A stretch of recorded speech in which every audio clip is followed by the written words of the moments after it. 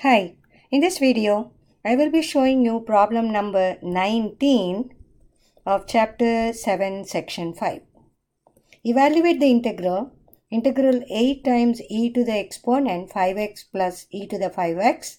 Note that both 5x and e to the 5x are in the exponent dx. So we will use substitution rule here. So let's assume that u equal to e to the 5x. Therefore, derivative of e to the 5x, would be 5 times e to the 5x dx. We'll call the given integral as I. Usually this is the convention to call the given integral as I. I equal to, we want to write this in terms of u now. So I equal to 8 can be pulled out of the integral. It is e to the 5x times e to the exponent e to the 5x.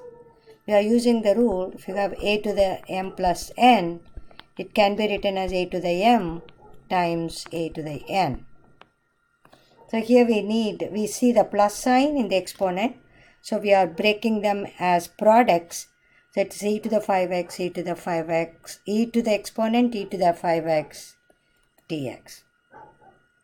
With our substitution, this part is e to the exponent u, then e to the 5x dx, which is this part, e to the 5x dx, which is e to the 5x dx from there, that will be du over 5, du over 5. So we have 8 over 5, which can be pulled out, the 5 can be pulled out of the integral sign. So it is e to the u du. So 8 over 5, integral of e to the u is e to the u. And don't forget the constant of integration. So I equal to 8 over 5 e to the exponent u.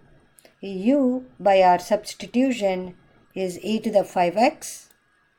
E to the exponent e to the 5x plus c.